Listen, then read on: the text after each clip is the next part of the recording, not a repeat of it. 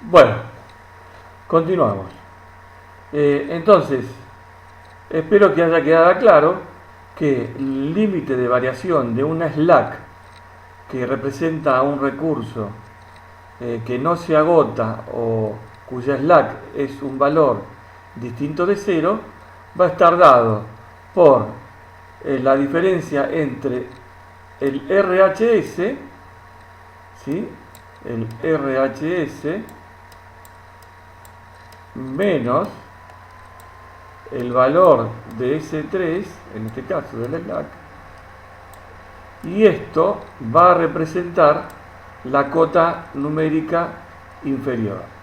Y la cota numérica superior es infinito, porque por más que yo le pida 1000, 2000, 10000, siempre va a ser 90 y lo único que va a variar es el valor de la slack.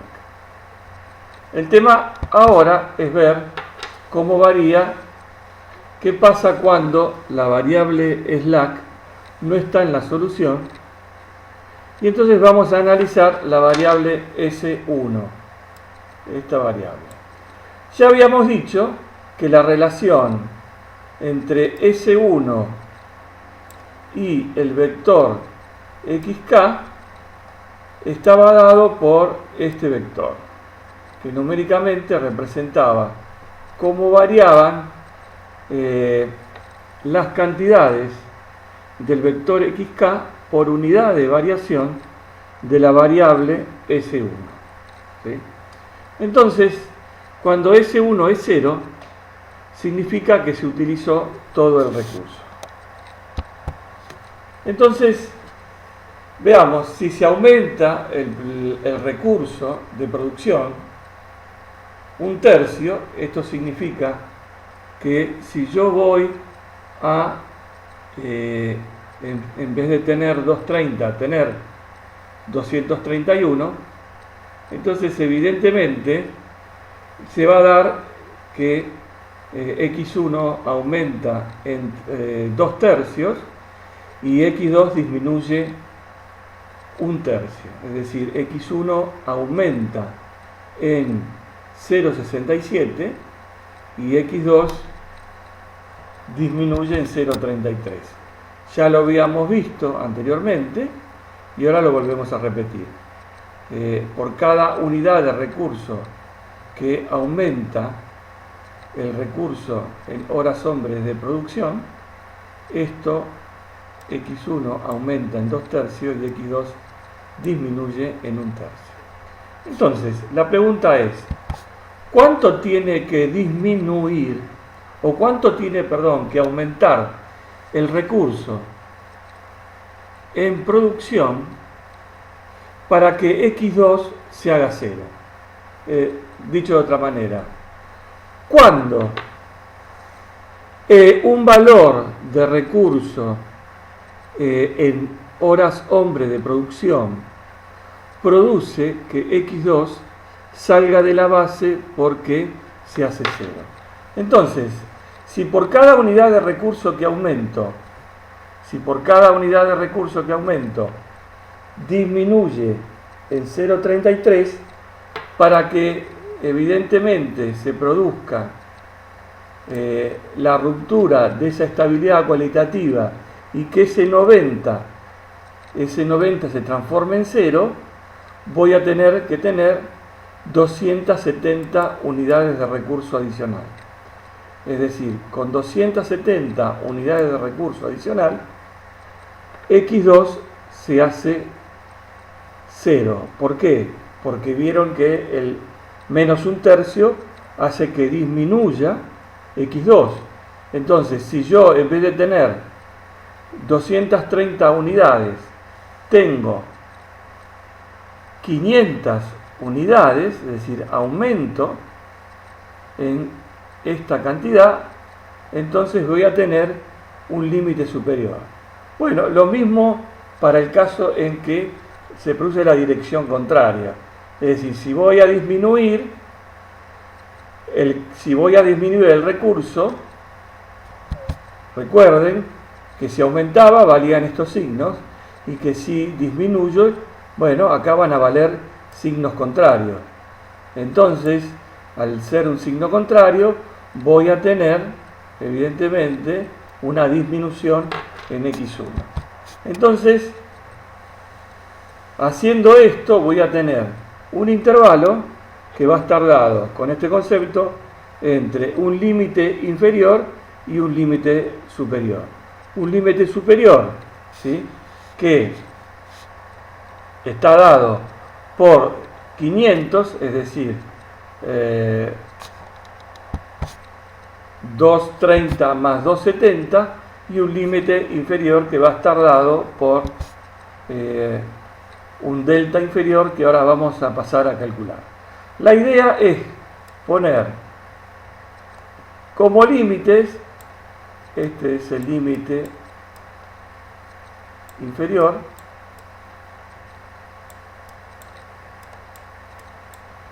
y este sería el límite superior.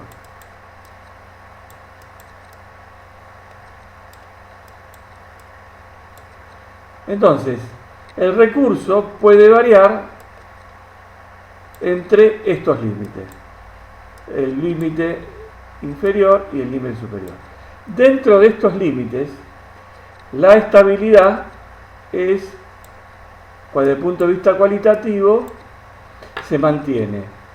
Y también dentro de estos límites, y esto es para todos, lo que se mantiene también constante es el valor del CJ menos ZJ, es decir, el valor del costo de oportunidad. Entonces, dentro de este intervalo, repito, los límites inferior y límite superior, dentro de este intervalo, la solución se mantiene cualitativamente estable y el costo de oportunidad, o en este caso el Jadon Price, se mantiene el mismo valor. ¿Está bien? ¿Cómo se calcula ahora? Vamos a ver la formulita del delta inferior y el delta superior. Lo que antes expliqué es conceptualmente cómo se calcula, y ahora paso a esta formulita. El delta inferior se calcula como el mínimo entre el B sub i y el A sub ij para todos los A sub ij positivos. El mínimo de eso, este cociente va a estar dado. Tengo los positivos, es este y este, y entonces tengo que dividir 30 dividido 1/3, 70 dividido 2/3, y de ahí tomo el mínimo de ese cociente. Para el delta superior, también tomo el mínimo del mismo cociente, pero ahora para los A y J negativos. Es decir, acá el único A y J negativo será este. ¿Está bien? Entonces será 90, para el delta superior, 90 dividido 1/3, que queda 270. Entonces, como habíamos dicho anteriormente, el valor inicial menos el delta inferior como límite inferior, y el valor inicial más el delta superior como límite superior. Recuerden, esta formulita la tienen en la pantalla. Y esto es cómo se calcula el delta inferior y el delta superior. De esta manera, nosotros tenemos ya configurado cómo vamos a estructurar ese análisis de sensibilidad para los términos independientes o RHS. Acá estarían los cálculos que habíamos dicho, 90,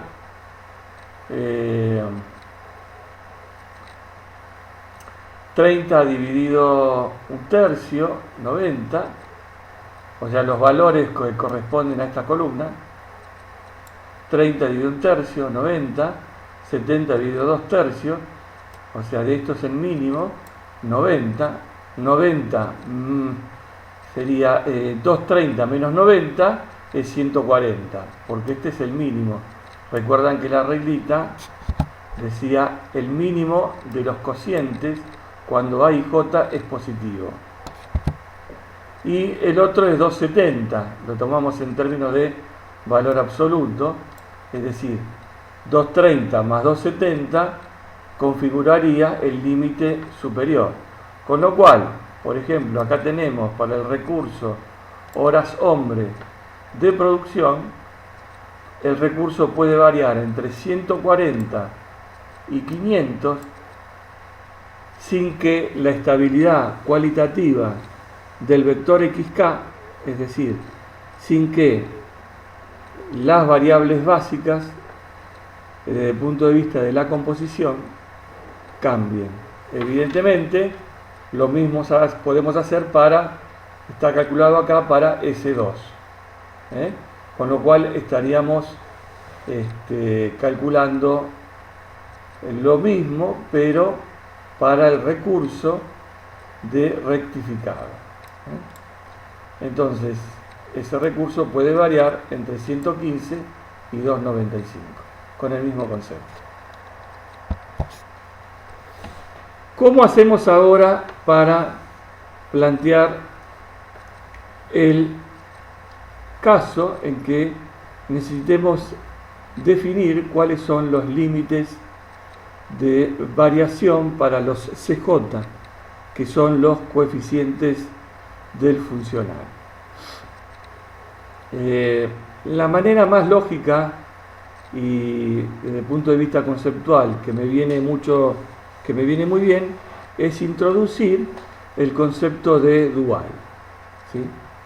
Lo que nosotros vimos hasta ahora cuando planteamos el modelo de los alcoholes es lo que se llama como problema directo o problema primal. ¿Por qué? Porque es el que surge inmediatamente cuando uno plantea el problema con los datos que tiene para plantear el problema.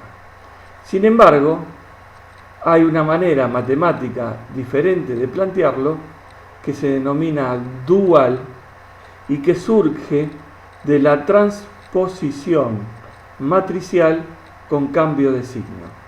Ese problema se denomina dual y es exactamente el mismo problema, pero con otra configuración que recibe el nombre de dual.